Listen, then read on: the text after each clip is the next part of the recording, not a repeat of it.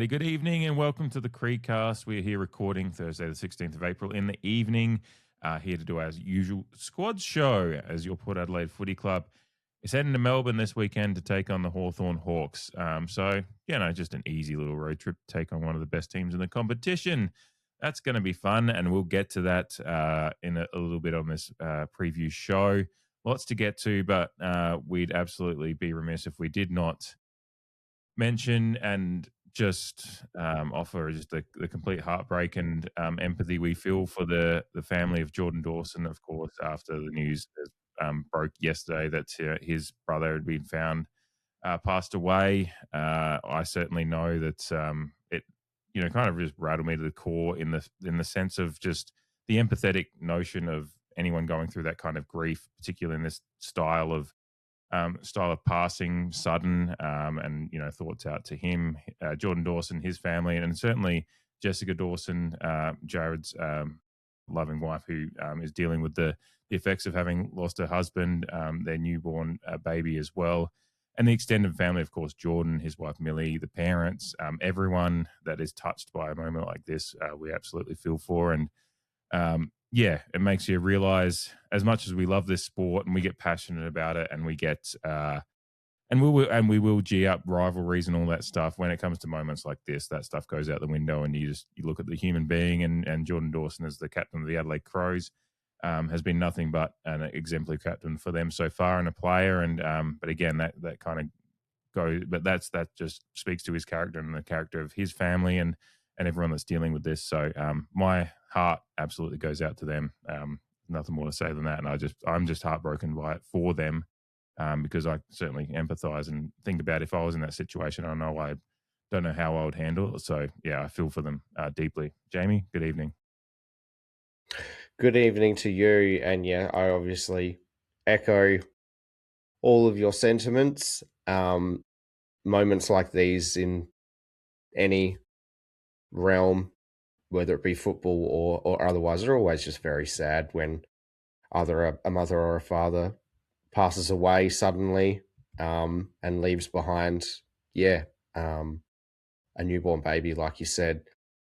Obviously, listeners who have been around since the preseason will know that I lost my father in February, and in many ways I'm still grieving his loss. So I can only imagine. I had the unfortunate circumstance of watching my father battle cancer for just under 12 months, but to lose someone so close to you so suddenly, and then my dad was like a best friend to me, and much like my brother. So in this case, I can only imagine the brutal heartache that Jordan Dawson feels. And it's, of course, no surprise to me why he has, quote unquote, opted out of playing this weekend. If it were me, I mean, it wouldn't surprise me if he opts to not play 2, 3, 4 for as long as he needs. Just because they're AFL footballers and they're paid a lot of money. I know when Dad passed, everything just feels so insignificant in those moments. And then just in another dimension, as a new father, I have been in that situation as well. And your life changes, and sometimes that's a bit hard to deal with for some people. I'm obviously, I have no insight into Jared Dawson's life and his wife and whatnot, but having newborn children is heavy. And especially if you have underlying mental health concerns or whatnot. But even if you don't, sometimes the rug can be pulled out from under you. So it's a very, very sad time. And the people, my heart goes out to the people involved, because now there's a widow and one who has to raise a young child on her own. For all intents and purposes, I'm sure they have a village, so to speak, around them to support. But in these moments, there's nothing that anyone can do or say that makes the situation better. It's just seriously unfortunate, and for the people involved. Um, Again, much like myself, you just have to find a way to keep moving forward every day. It's bloody hard. Um, Mhm. but yeah, my condolences to Jordan Dawson and the broader family affected by it. Yeah, yeah. Grief isn't linear, and nor is a struggle with mental health, and so both of them just deserve absolute love and empathy and understanding and time and space and whatever's needed. So yeah, no, absolutely. And it feels after just talking about that, it feels kind of almost weird to go into football chat, and certainly some of the chat we'll have tonight will do Yeah, that because that's also. I know you've mentioned a couple of times as you as you jump back on the podcast after your father's passing, he would want you to keep talking Port Nuffy chat as well. So kind of the people that that leave he us would. want to see us continue doing what we love as well, even if it does pale in significance to the greater travails of life. So yeah, once again, thoughts with Jordan Dawson and certainly with Jessica Dawson and the extended family and friends there. The community of Robe will be hurt hard by this one, but we do move on to the insignificant matters at hand, but significant to our football club and the thing and supporting the thing that we do love.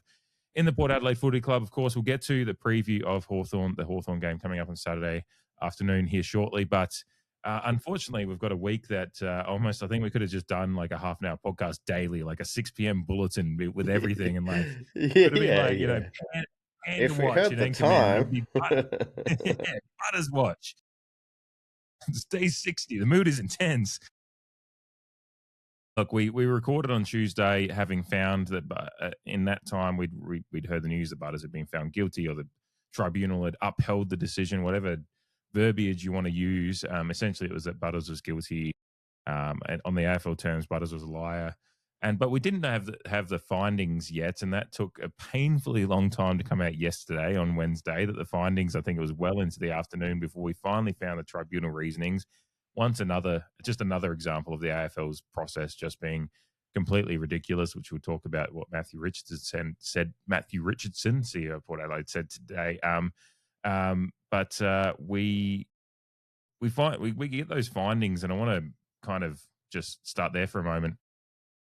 How angry were you when you read the way that the AFL had worded a few of these things? And I want to start with one point that uh, on careful consideration of the whole of the evidence, the tribunal was satisfied to the requisite standard that Mr. Butters made the offending comment. And then they go on, it is implausible that Mr. Foote would invent the offending comment, and it was not put to him that he had done so.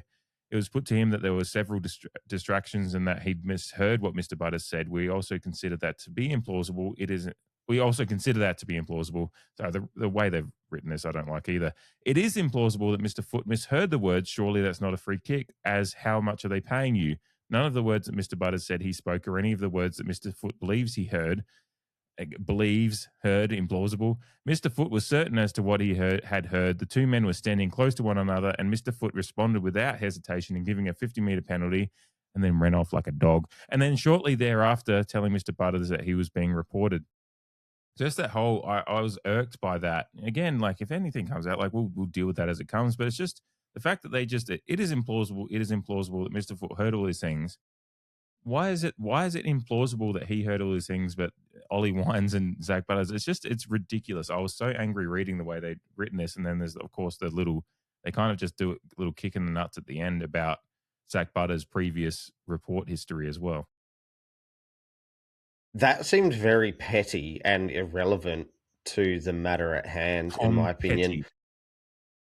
Tom Petty, yeah, I nearly lost my retinas. I rolled my eyes that hard, like when I was reading it. It's just kangaroo court, writ large, and similar sentiments to our review show earlier in the week. I'm not surprised by any of it. It seemed cobbled together.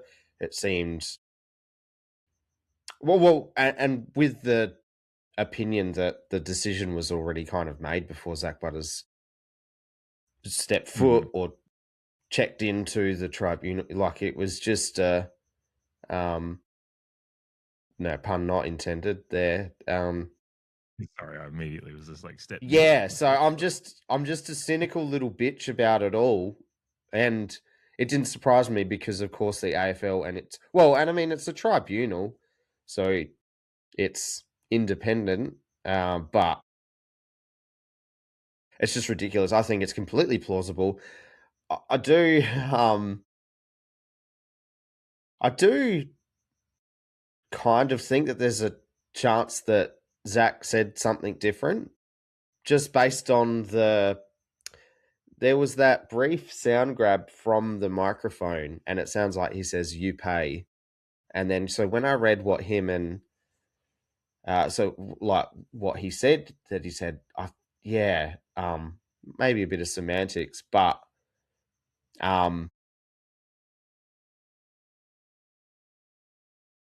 I think that's a good maybe it's point a to bit of bring up. doubling because he paraphrased post game. I think he's been instructed to double down on what that phrase is, Mhm.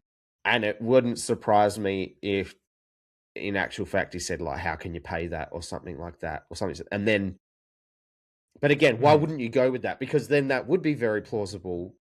I already think it's plausible that the umpire could mishear it, but I would have thought it was even more plausible if Zach said that he'd said like how can you pay that or something to that effect. Yeah. But the fact of the matter is it's kangaroo court, it's a circus, it's just the whole process is bullshit, as our CEO has rightfully pointed out today, which I think a lot of Port fans have been happy with the club's stance and the way that he got on the front foot today and called a press conference about it. Yeah, it's an unfortunate surname that Nick Foot, sports bet employee and AFL umpire, has, because it's twice you've used front foot or foot in the door as you were chatting there. Not at all. Your points were very salient and good, but it was just like every time you say foot, I'm just like, "Ugh." Anyway. Yeah, it's an interesting point you bring up about what, because there's also a lot of the stuff being said that Butters was saying more than just one phrase, and I think for him, Butters, it's just like, yeah, I we know he's a yapper, we know he talks. But you've He's got the under vision. and Like, why do you have to ask him to admit that? Like, you can see who's talking when. Mhm.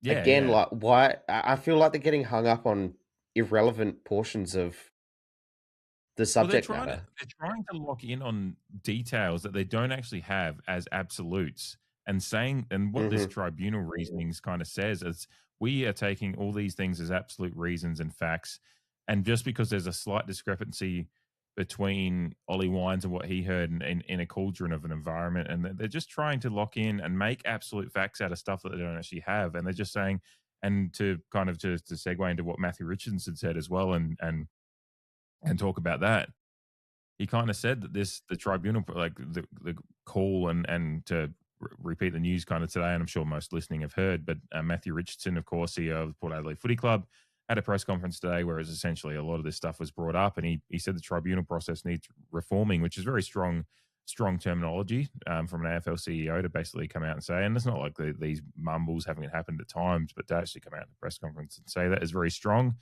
but absolutely worthy. And he just said the tribunal system is just it's flawed in the way it makes adversaries of people, rather than actually being a process to, because this is a situation that needed a mediation and a sit down, but because of Conflict the stringent, resolution at its most yeah, basic level, like workplace conflict, the most basic yeah, shit that happens in within human resources circles. yeah, and but the AFL doesn't have the mechanism for it, so they're just like, well, this is the mechanism, Well, and then they're yeah, bogged down in their own rules and structures that have just mhm. completely overcomplicated everything. Yeah, and especially when it comes down to a club captain versus an AFL umpire, because what the AFL has done is, this rod for their own back stuff, and that Nick Foot, now that you've got, media shows talking about can he umpire a Port Adelaide game this year and all this stuff, and it's just like, well, okay, so then AFL probably would be smart not to put him on a Port Adelaide game again this year.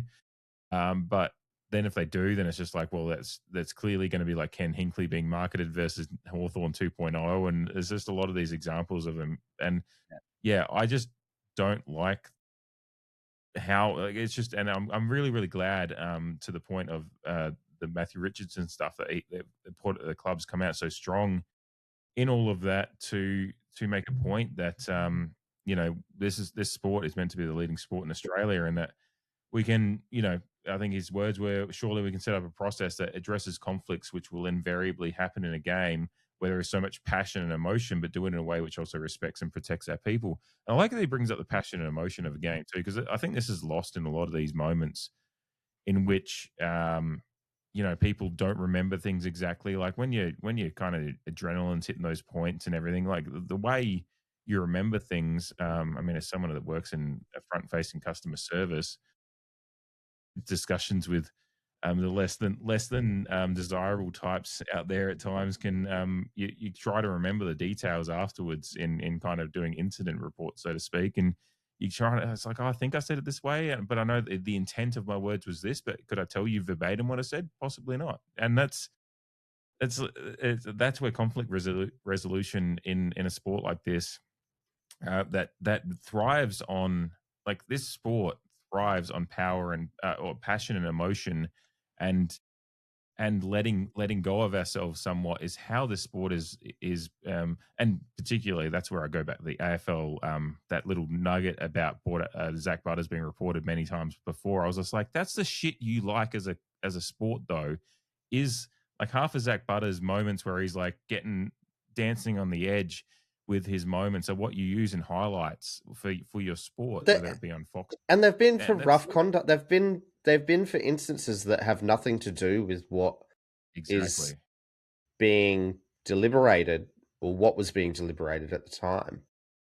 Yeah, it's So it's absolute irrelevant. minority.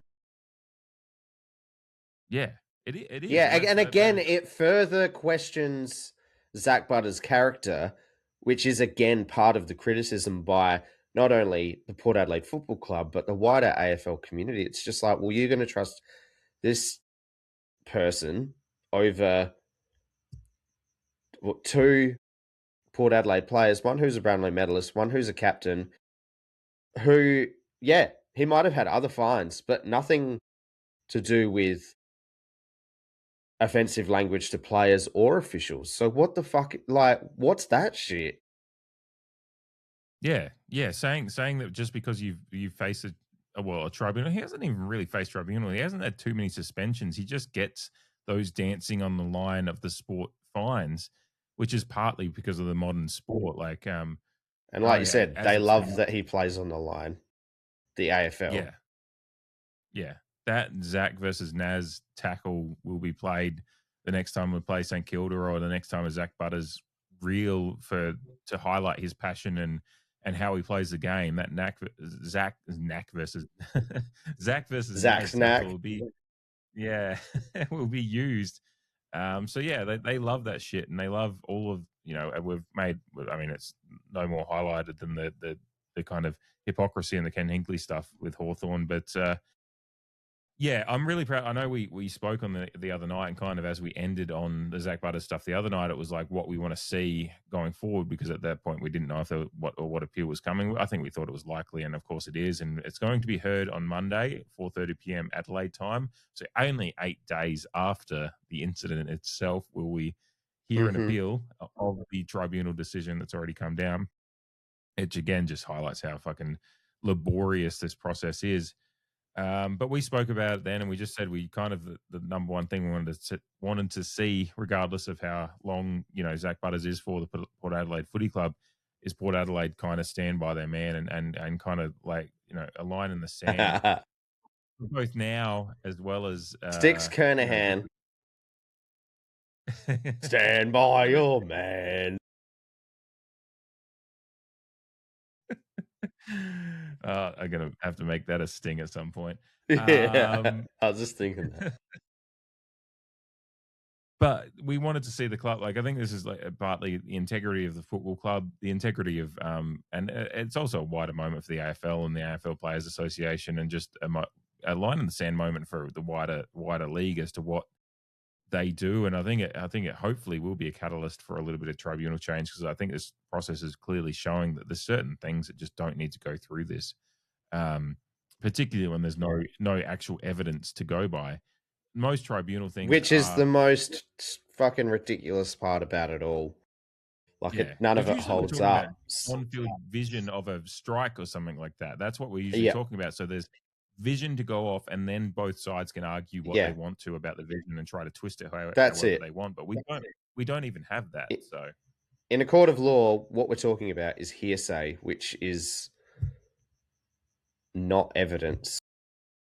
yeah, it's kind of ridiculous that we have lawyers in this that earning thousands of dollars in this tribunal process that just stand there and argue both with each other, but then the actual part That's the of most it, the like tribunal. they're not even just lawyers. Like, it's King's Counsel lawyers. Like, they're very I mean, I'm not well Do a whole versed in the podcast law but we space should, at but all. Yeah, do it.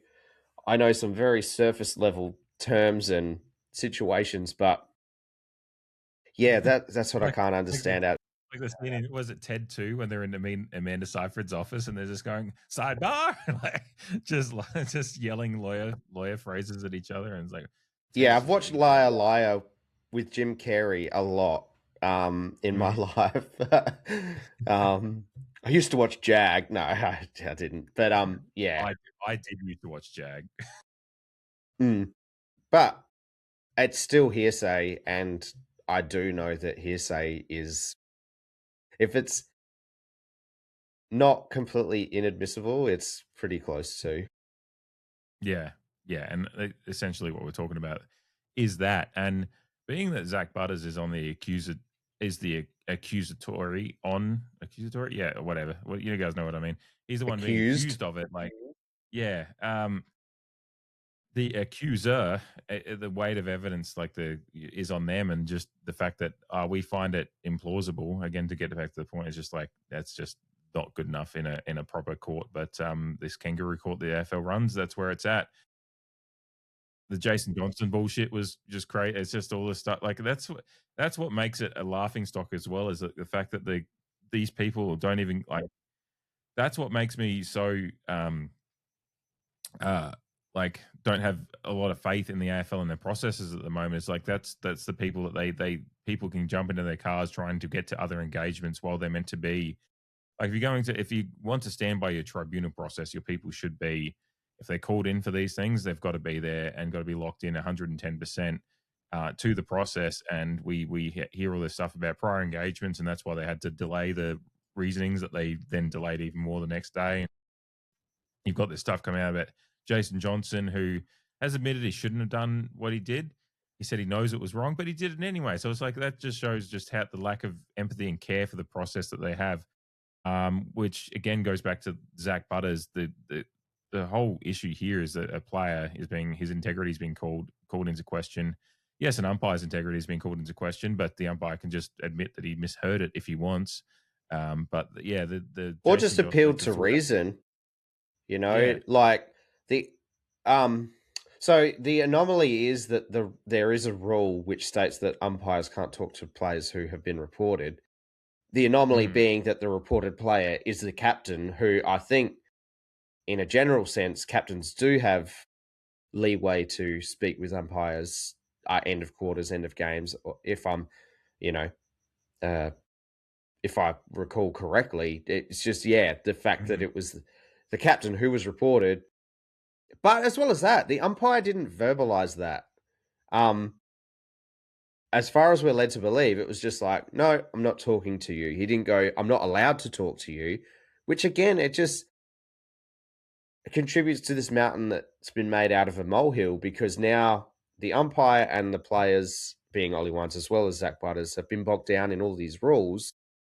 And the AFL has, created a rod for the umpires back, as well as him not appealing to reason and mediation and all of those other avenues. Because it has created a monster. And now wherever he goes, like I said the other day, I don't think it's just Port Adelaide fans who are going to give him shit. I think it's other portions of the AFL landscape. And I don't see how he can umpire a Port Adelaide game, unless it's in Melbourne, perhaps. But still, like it's just a shambles. It's just a shambles. Like we should move on, but it's just everything about it stinks. Yeah, it does. Um, yeah, 4:30 p.m. Adelaide time on Monday, the 20th. We'll hopefully find some resolution to the whole thing from that point on. How long that process takes on Monday, who knows? But I look forward to it being resolved, and I look forward to hopefully it coming to the. I mean, I think just the way it's going, it's like the AFL.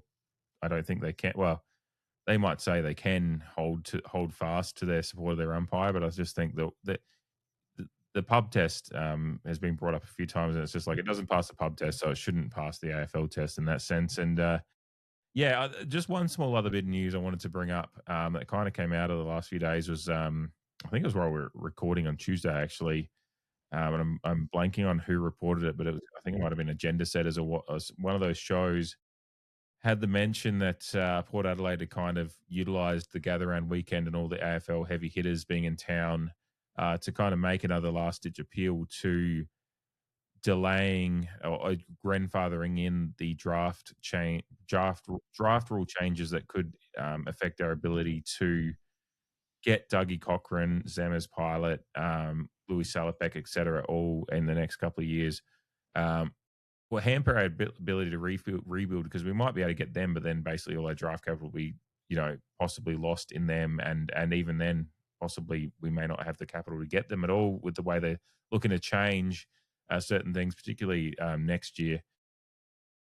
Whereas at the current moment in time, if we finish lower down the ladder, and then we could possibly utilize a top 4 or 5 pick, whatever it may be, and then get a Dougie Cochran as well, and that's kind of what other teams have done over the past few years, and that's what Port Adelaide would like to do, particularly as we head into a rebuilding period. Um, so that Port Adelaide apparently made their appeals. Obviously, the likes of Carlton and Essendon are fairly big on trying to delay these rules coming in or grandfather them in, cushy landing maybe, whatever it may be, just not the hard, fast change that's possible for this year. Again, nothing's been announced, so it shouldn't come in this year at this point anyway. But the AFL, as we're learning, will just do what they want. I did have, and there's been a few of the talks in the media as well. I have that, the right as this change is being talked about, and then Port Adelaide is fighting the good fight for Zach Butters. I'm like Charlie Day and fucking in the what Pepe Sylvia scene or whatever it is, like when he's just like in the room, like this is what's going on. Like Mac, I've got a conspiracy here. Yeah. Like, Yeah, it looks the like he hasn't AFL slept in days. Yeah, Dougie Cochran. We're going to get screwed out of like having another draft pick alongside Dougie Cochran. And in 2 years, when the rebuild's just taken longer than it should, I'm going to be in a fucking room on this podcast just being like, fucking Andrew Dillon, he didn't like that we fucking went after the Nick Foot and the umpire. And then so we had the draft rules come in, draft rules changed sooner. And that's why we're here. And I went up to Andrew Dillon's office, and Andrew Dillon doesn't even have an office. There was no one there, Mac. There was no one there. That's what's going to be happening for me in a couple of years. I did have that thought. And that's the big test for the AFL at the moment too, is their integrity about how they treat their clubs. And Port Adelaide is kind of putting their best foot forward at the moment. And I do find it a very interesting time. There's two stories that have massive magnitude for the AFL and the AFL's future and how it's seen. And they're both Port Adelaide are very, very central to the story, which is just you can say your thought on it. It's more just a thought bubble I've had in the last 24 hours. Something I'll be watching with great interest because both of them are big stories for the future of the AFL, and both of them are going to affect Port Adelaide somewhat significantly in different ways. I agree. And of course, I fully support our club for pushing back on what they and many of us perceive to be injustices within the dog and pony show that is the AFL. It's what they've always done, no matter what league they're in. It's what we love about our club. We do push the boundaries, but we push back when we think that things aren't how they're supposed to be or fair. Not only for us in these instances, both of these instances, but for the AFL community as a whole. So very interesting to hear that. I'm not holding my breath, but yeah. I heard Greg Swan on the radio last week around Gather Round, and he said, clubs it's been flagged that there would be changes this year, but it's like, well, they might have known that there's changes, but if they've got no idea what they are, then they're still preparing for the system that you have at the time. So therefore, when you make changes, you have to give clubs leeway. Just because you don't like how it's been rorted under your watch.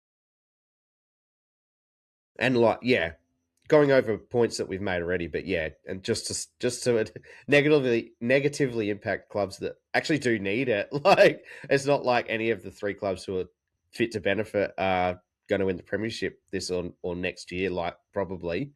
And then get all these players come in, like just focusing on us. Like, we need these players, and we've prepared under the rules. We've prepared diligently how we need to position ourselves. So I'm hopeful. Obviously, I'm not holding my breath on it though. Like I said, because AFL doesn't have a good record as of late getting things right or fair. Yeah.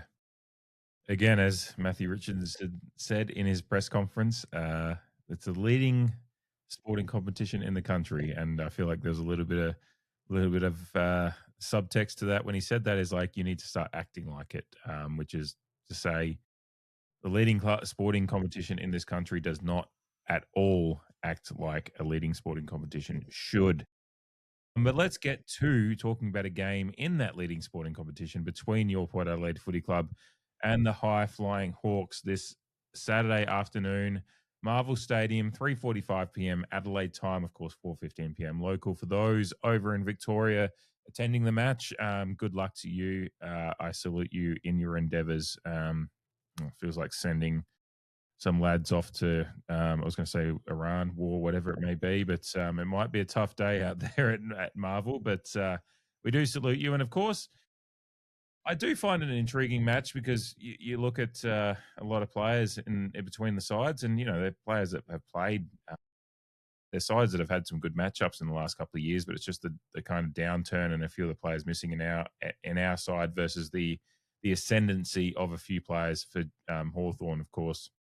You just look at the likes of Nick Watson and Jack Ginnivan, who they were 2 years ago versus who they are now as players, whereas we're kind of not seeing, we're still just developing a few young ones and whatnot. But Jamie, before let's just talk about the ins and outs. Of course, Jack Lukosius injured for the next 2 months, roughly, so that precipitated at least one change needed, which is Dante Vicentini, you could say, is the one in for Jack Lukosius, which I do find intriguing, and in particularly a great test for that idea, the two ruck battery versus a team that is executing the two ruck battery very, very well in Hawthorn at the moment. Of course, Christian Moraes, our boy, the number 11 now, coming in for his first match of 2026 with Jack Watkins omitted.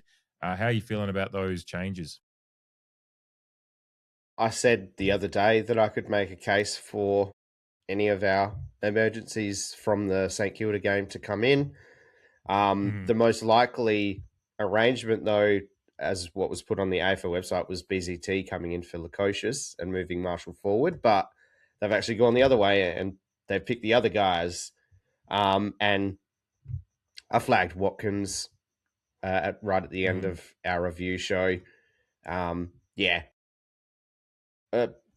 great story of persistence and hard work. But in the cold light of day, if you're 25, you're a mature age player, you need to perform at a level. Like, you only get a certain amount of leeway. He's got 5 games. The last couple have tapered down, and now they're picking a 19-year-old who, for the 2 SANFL games that he had played, even though he's being picked on a half-forward line, he's performed as well as you could hope for. Visentini makes sense when you consider that Hawthorn above everyone else except maybe Freo for running a dual ruck setup. They'd be doing it very well, and they took advantage of a Western Bulldogs who was without Tim English last week. So it's as good of a time to try it out as any, considering our injury list, considering where we're at as a club, and considering the makeup of Hawthorn's team. So definitely happy with them. I'm happy for Christian. I'm happy that Dante gets another shot because from what we understand, preseason it was neck and neck for our rucks in the eyes of our coaches. Obviously still think that Jordan Sweet is our number one, and I think he's been performing fantastically well. But I'm happy with them. Just to finish off on that, still a concern in a small to medium way that BZT still can't get a look in, even with this kind of makeup. But and at the same time, it does put a lot of trust in Marshall to keep working at it as our second tool backman. Now, I'm not sure if the Gunston injury was a surprise. I haven't really kept my finger on the pulse in that regard because we were talking about him the other day. So it would have been very confident of our coaches to keep a Marshall and Lear spine with a Gunston in, but him and Chol are out. So it eases that load a little bit. But still, BZT still just finds himself on the emergency bench or emergencies list, I should say. So that's interesting too. But yeah, good ins, deserved. I hope they both play well. Yeah, absolutely. I'm really, really excited to see Christian Moraes because I thought he looked good in the preseason trial I went to. He was a lot of link-up plays involved in, like out in the flanks, wings. His disposal was good. He looked looked stronger just looked stronger and a little bit more mature, and looked to kind of have really good. Just his understanding of football is very, very good. So he's going to be a plus there, as well as just some. I just think he's burgeoning into a really, really good player, even if he is just obviously coming in for his first game this year, and it's going to be. He's 19. There's a few years to go before you can call him, whatever he's going to turn into. But it's certainly promising. And I'm excited to see that we've kind of talked about the two ruck setup a few times, probably back end of last year into this year, as the rule changes were flagged and announced. What would teams do, and we've seen a few do it, but not too many. But it kind of depends on your ruck mix and who you've got, and if they're actually. And it gives Jack Whitlock maybe a bit more time down forward. Doesn't have to come into any CBAs. You kind of can leave him at home a little bit more, and it just changes your rotations there a little bit. And of course, or whatever you're doing with Vicentini and whether one of them just is on the bench a lot, like maybe Viz doesn't get too much time on ground, but at least he can chop out. And certainly, depending on how the game's going too, he might find some joy. And just a little bit of forward rotation as well with those two. Hawthorn bring in Kausha Deer and Willem McCabe for, of course, the as you just mentioned, the two outs, I was about to say Jackson Gunston, but Jack Gunston and Marbia Chol. So two big outs for them. Obviously, Chol, a big one in what he's able to do, and just Jack Gunston with his experience and guile and just the kind of renaissance of his career over the past few years. And of course, kicked 6 against us in that gather round game last year. I'm pretty sure it was 6 or something like that. It was a bag from memory. Talented forward line, of course, that will come up against in theirs, but Kausha Deer and Mitch Lewis are probably the two if you're going to put a forward line there. Kausha Deer is promising, incredibly promising father-son prospect.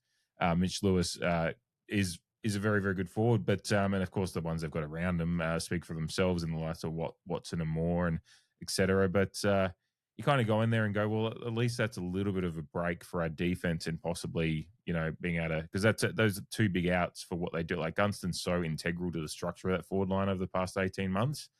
He just provides like just tall forward like action and ability to mark and stuff like that, but the way he moves and stuff like that, like he's a really good structural forward down there and like a pillar of it. And so it will change how they move the ball in, where they're looking as Gunston, obviously his ability on the lead and all those smart movement he does down forward just allows them a lot of things they can do. And you're going to be relying on Mitch Lewis and Kashadir kind of to take over that load.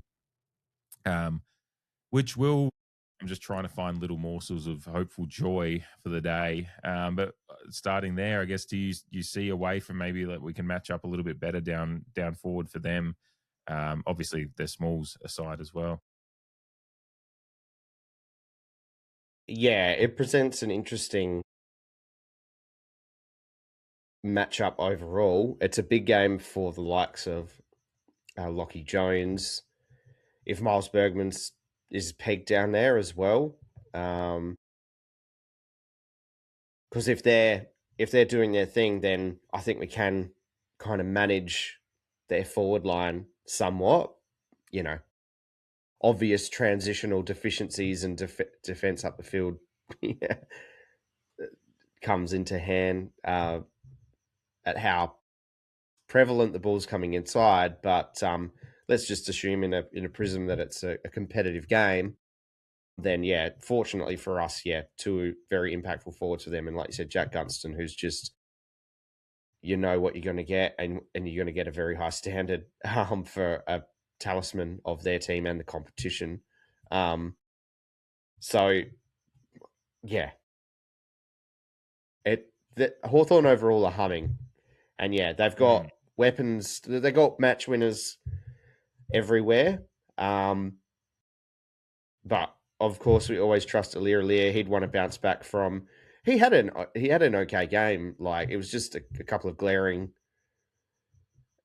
low lights is one of the words that you used the other day that kind of just dampened it overall. He's had a good start to the year. It's just whether Todd Marshall can hold up as a more accountable defender, being our second tool, because I doubt that Viz or Sweet are going to rest down there unless they're following a ruckman. Like a Reeves or a Meek. So,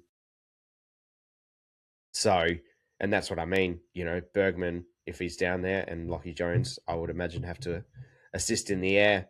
Lockie Jones has to back up his third over against St Kilda and really stick to his guns because it was good.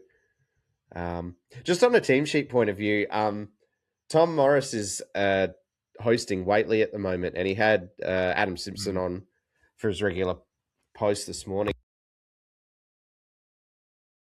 And they were chatting about team sheets, and they were just talking about how it's just up to the media manager. Like, no one's directed as to like how it should look like posted on the internet. It's just, and Tom Morris said that he was working for St Kilda back in the day. That was, I think, his first job in the AFL.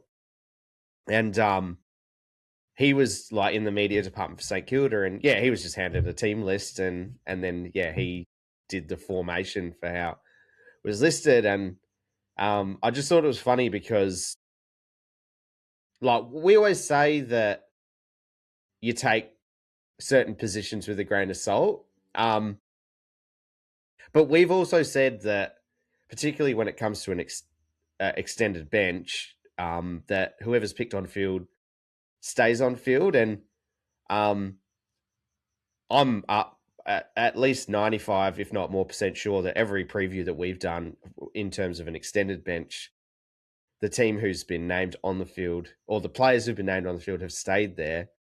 But it just made me laugh because, yeah, us as Nuffies and people will look at it and like, oh, what? You know, you think of it as like the coaches put this in, but it's really just the media manager, social media department who have just got a team list, and then they've just chucked it on what they think is going to be the likely configuration on field. But yeah, that's an aside. It just made me laugh hearing those discussions between Simo and Tom Morris this morning. The reason why that came to mind is obviously because Bergman is listed on a full back line, but who the fuck knows where he's going to play on the day and if he's going to stay there. I desperately hope he, excuse me, is pegged in one spot and he can get into his best form from Yeah. this Saturday afternoon.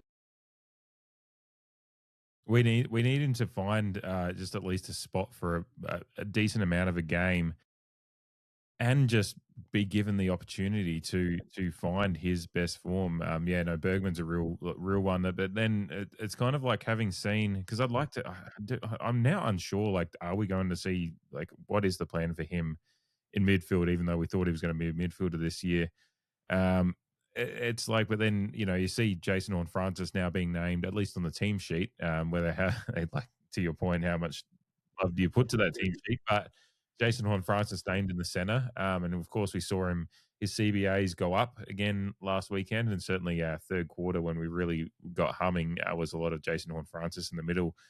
Just having a look at last week, and he had almost 50% time at CBAs, which is an impressive. Like, he was 44% alongside Ollie Wine. So obviously, Zach Butters and Willem Drew were again the workhorses, but it's still an interesting mix for us because Zach Butters is always at 80 odd percent. But in this one, Willem Drew, like against St Kilda, Willem Drew was only at 60, and they've got Ollie Wines, Jason Horne-Francis at a couple at 44% each, and Chase Bergeron at 28%, which is very funny. Not making any fun of Chase Bergeron, it's just the whole Naz thing just didn't really work for him, did it? But yeah, I'm really intrigued by the midfield mix and what we do there, because I think we found some joy in getting, once we started getting Jason Horne-Francis in there. I think he does not need to start nudging above 50% at least time in the middle from CBA, and then of course flesh that out to wherever it is in the ground as well. But certainly his ability to just break away from that center clearance stoppage and kind of muscle his way to the front of stoppage and get those burst clearances out that he got on the weekend against St Kilda is really important, and we're going to need a little bit of that muscle and speed out of the middle if we do get the opportunity from center clearance to break forward, because opportunity is going to be at a premium against a Hawthorn side that is quite proficient in those areas as well. Of course, I'm just looking at Hawthorn's contested possession numbers are a plus 11 on the competition, while we're minus 4 at the competition. So that's a plus 15 difference, and yeah, clearances. We're just I'm trying to find the clearance stat now as we speak, but we do struggle again with stoppage and center clearance has been an issue this year, particularly stoppage. And yeah, we Hawthorn averaged 7 more clearances from stoppage. Actually, center clearance, where it might slightly better than Hawthorn on this year on average, but again, opposition should be noted that we've had again the softer schedule, whatever that schedule bears out to be at the end of the year. Once we see how teams have gone this year, but stoppage has again been a problem for us. And on the breakdown of stats, Hawthorn average almost 7 more stoppage clearances a game than us. So yeah, we're going to need to get those mixes better again in this one, particularly around stoppage. And but yeah, I'd love to see that center clearance area get more Jason Horne-Francis, because I think that really provided some dynamism last week, and that's where we had a dominant period. And that's where I sit there and go, if we can get the mixes right in a game like this, we could at least make it tough on Hawthorn. Like, I'm not going to go say I'm predicting a win at all. And in fact, I'm not. I wouldn't be surprised. I was to say my prediction now, since it's kind of come up organically, I'd be hoping that we, can maybe be competitive and lose by 4 or 5. Like, that's where I'm at as far as how we're playing versus how Hawthorn's playing. But there's certain things that we can do, because we do have some very, very good stars, some incredible talents in our side, even if the experience around them isn't great. That there is opportunity, if you can get a run on with a side that's got the talent that ours does, that you can cause some damage. And that's where a Jason Horne-Francis in the middle, like we saw his abilities in that third quarter against St Kilda, gives me hope for a game like this, that if you can just get that a little bit of spark right at the right time, that you can maybe make things interesting. Yeah, that's the thing, is I don't think anyone is expecting us to perform a miracle, but you want to see a competitive match. You want to see 23 players keeping the other 23 players accountable. And then the benefit that X Factor players provide is that if you are making it a scrap, or if, all 23 are just locked in, then it leaves it open to those moments of brilliance. And again, yeah, I'm on the same page as you in regards to how we'll fortune, but a Jason Horne-Francis who's in form brings you that step closer to a win. Miles Bergman, just to go back on him, in form brings you that step close. Like, these are players who are fit, as far as we know, and are listed to play, like a Georgiades just getting ahead. But I'm talking about the top echelon of players. They've still got that match winning ability to them, where, again, if all 23 players are locked in to a task, which, to be honest, they haven't shown yet for a whole game of football, that is, then those, upper echelon players can provide that X factor. And like you said, once our midfield locked in against St Kilda, that's when we started to gain some ascendancy. And had it not been for poor execution or poor finishing, we would have found ourselves on the winning side of the ledger. So the win was capable. We were capable of a win, I should put it, against St Kilda once that area started to hum. So the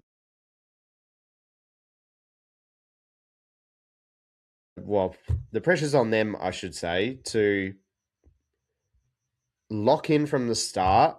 It seemed that we got our mix right again once Jace was removed from CBA. And again, we might be trying things, and the coaches behind closed doors might have goals that they want to set, but I don't really want to see Jace in a CBA situation.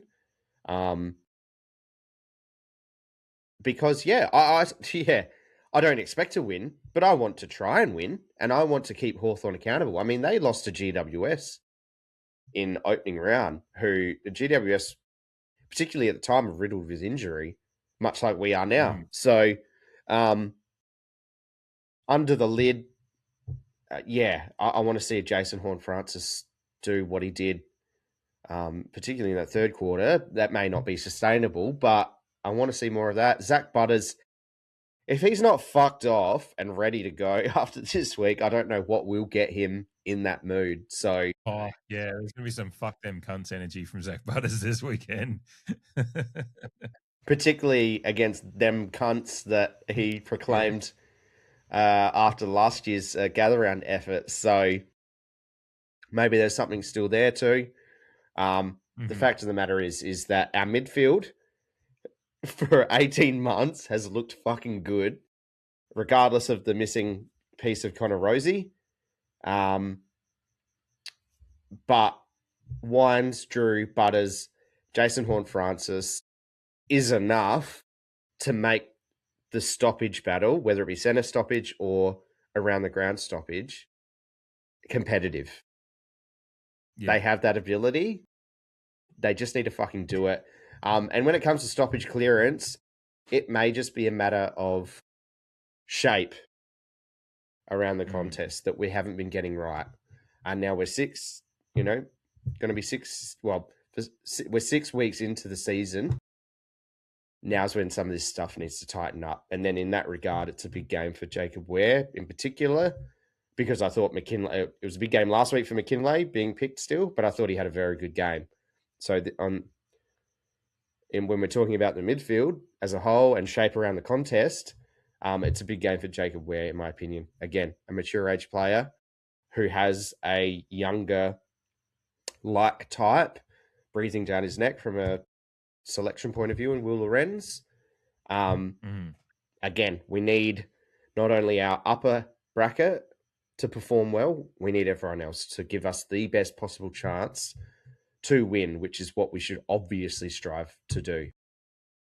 Yeah, that rising tide of the top echelon needs to lift the lower ship, so to speak, because Hawthorn's a side that moves the ball very well from the back line. Of course, their back line is just absolutely riddled with stars. You've got likes of Sicily and Barras really holding it down there. But then, of course, our old boys and the likes of Jarman Impey, Josh Weddle's a fucking fan. Like, just when he gets on the run out of the back line, it's scary to watch when those guys kind of get their handball and their run going. And that's kind of going to be, the speed of ball movement's a big thing in the AFL, and Hawthorn move the ball quickly, as good as anyone. Of course, I'm an old boy of ours as well in Carl Amon playing his 200th game, which kind of seems somewhat serendipitous, I guess, and a player that we loved and really, Sucks. yeah, it does. You'd love to have him at the moment, wouldn't you? But he's obviously found great success there, as has Jarman Impey playing there as well, and both of them integral parts of this side. And yeah, it's a good test for. I mean, it's probably the first game this year that you've got the likes of. I mean, Mitch Georgiades has played plenty of big games against big opposition defenses, but Jack Whitlock playing a game against a backline as formidable as that one. Not that we haven't played, he hasn't played against some, decent defenders in recent weeks, but it's just defensive structures and how a team is playing. Like Hawthorn are at the moment is going to be a really, really good test for Jack Whitlock. And this, of course, comes down to how he can deliver the ball as well. But just his, I'm really intrigued to watch how he handles what is likely going to be a very, very tough defensive matchup all night. But good players find their ways through that. You trust Mitch Georgiades to get his shots on goal and hopefully convert well across the course of the match. For Whitlock, it's going to be a big test as to how he can go about, and particularly with the likes, we're not going to be seeing as much, or interesting how the ruck rotations and tools resting forward go outside of Whitlock and Georgiades, but there's no Jack Lukosius down there, so Whitlock is just based on the team sheet, out and out the second big, one of the two big forwards that we have in this game, and I'm really intrigued to see how he handles playing against such a formidable back line, particularly when our backs are going to be against the wall in this game at times, and how he handles that, because I've seen good signs of his ability to tackle and get involved in the nitty gritty down forward. So there's going to be some good tests of different aspects of what Jack Whitlock's doing early in his career. I agree. I'm looking forward to seeing how he copes, and I agree with something you said earlier. The fact that he doesn't have to back up in ruck means that he can just solely focus on his forward craft, which is good in the mold of a very inexperienced key position forward. He's shown a lot of promise in his handful of games that he's played in his career, but he's up against a formidable backline that has quality players throughout. And our dual ruck setup is going to have to give them a chop out in the air, I would imagine. Like you said, I agree. Georgiades just has to have his shots on goal. Like, there's no other way about it. And because apart from that, we need to provide a contest in the air. We need to get it to ground. But if you're just continually going to cow Wilkie it, if you know what I mean, Paras, Sicily, Battle, even Weddle, they will eat it up. They will absolutely eat it up. And I think Jack Whitlock will do well. I think it's a thought that I had in regards to the last time we played at Marvel this year against North Melbourne. I felt like we didn't, talking about speed of ball movement, I felt there was times that we tried to control the ball a bit too much considering the surface that we were playing on. And then, that doesn't really benefit, excuse me, a player like Jack Whitlock. So Hawthorn are going to take us on. I don't want us to play in chaos, so to speak, but I want to see that ball movement flow much better than it did against North Melbourne to benefit George and Whitlock in particular. But, if we're moving the ball well, then that does bring small to medium forwards into it, like your Durdens, like your Berries and Richards in particular. So that's a team thing, which will affect the forward line, because they're going to have their work cut out for them. Our forward line isn't one as a whole that puts the fear of God into an opposition, particularly one, like I said, in Hawthorn, who has kind of stars across all positions in their defensive line. So it's going to be tough, but that's where the midfield needs to lock in, contribute themselves. It'd be great to see Zach Butters kick consecutive goals have consecutive games with goals. Jason Horne-Francis kicking 2 again would be handy if he is more mid forward. Now that he's kind of found a bit of a spark in his season, because again, 23 players are going to have to contribute to push towards a win, but to win, we need to kick goals, which is on paper, it looks quite difficult, but in practice, it's doable under the lid at Marvel for sure. Yeah. It's going to take an effort because Hawthorn so far this year are averaging over 107 points a game. So it's almost, we're talking essentially they're averaging a 3-goal margin better than us this year. They're scoring well from turnover, scoring well from stoppage. So there's going to be certain areas in our game. Turnover margin, I think they're 3 or 4 less than us on the season. Clangers, they're certainly a lot they're just a lot better with the ball as far as their handling of it as well. I think Clangers, it's a healthy 12 or 13 point margin in favor of Hawthorn. So there's going to be some, ball use and just the simple mistakes that Clangers kind of account for that we need to be better. We're just going to need to be very, very precise. And even then, if we can get all those areas closer to Hawthorn, it's still going to rely on us taking some opportunity and disrupting what they're doing well. Because we can even up some of those areas against Hawthorn, it's still going to mean that they're probably going to be favoured. Even if we even up some of those areas and play some of the better footy in those areas, we're still going to need to outscore them and move the ball well and disrupt what they're doing as well. It's going to require some pestilence from our smaller forwards as well. And you Miss Georgiades leading down there. We need to, the forward pressure needs to be a little bit up again. Some of that stuff that we saw in the third quarter last week when we could hold it down forward a bit, and Senkador were really struggling to transition it out. I don't see Hawthorn having as much trouble consistently across a game, but just that kind of energy and pressure. And I think our pressure has actually been consistent across games, apart from like one quarter or not.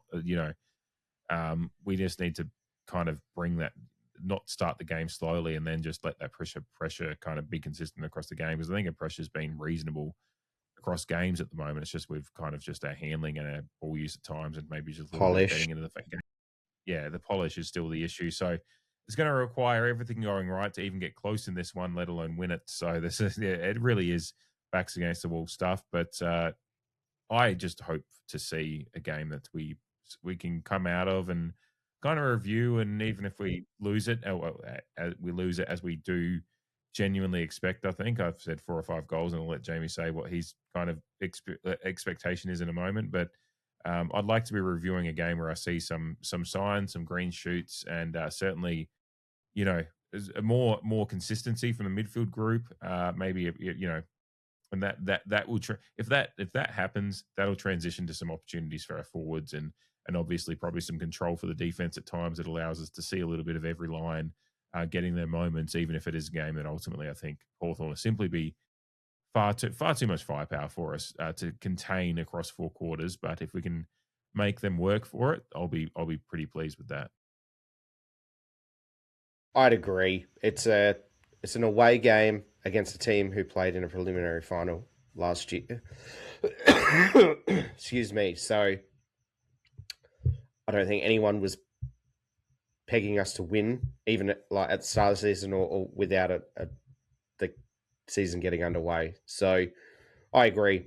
If we can start to see more of the DNA piece that Josh Carr and the coaching group want to instill in our team, and we are competitive, like you said, pressure, we see improvement from particularly our younger players. That's all at this point in time I can really ask for. And I hope all of that boils down to a win, of course, but that's unrealistic expectations to expect a win. We're just not at that level, but you never know. You just got to put your best foot forward. And hopefully you've got 23 contributors on the day, and you never know what happens. Yeah, it is. I will note that Wheelo ratings, which I put in the show notes now for the last couple of weeks, where I get some of my stats from, among other areas. But Their prediction, based on their analytics, is a 84.4% chance of a Hawthorn win by 34.2 points. So it's very, very strong kind of areas for an analytics base to make a prediction that Hawthorn, that they're pretty confident that, I said 4 to 5 goals. That's a 5 to 6 goal kind of margin there for them. And yeah, it's hard to argue with that. So, yeah, is that where you're at? Like, kind of that margin is kind of your realistic expectation? If we can keep Hawthorn to a goal a quarter better than us, therefore 24, 4 goals, the margin Yeah. or under at the end of the game, then and we're competitive, then I'm probably, we give it our best go. Then I'm probably coming away with that quite accepting. Yeah, a 4 to 6 goals seems realistic. I just don't want to see a blowout. That would be terrible. We're in a rut on an injury front and in our transitional phase of where the club is at. But you need to fly the flag, particularly after a week that particularly Zach Butters has had and all of those things. Just fly the flag, be competitive, make it a scrap if you need to, show that hard edge or the DNA that we want to see. And yeah, just don't get blown out. Our 3 draft picks from 2020, 2024 national draft, of course, playing in this one as well, which is really fun. We haven't gone to the draft ever. Never, ever. The draft doesn't exist in Port Adelaide. But I'm looking forward to seeing those guys. That's probably my main thing is I just want to see all of those guys play well, particularly Christian Moraes. If he can accumulate some ball and have a good game, it'll be really, really exciting to me. And looking forward to it.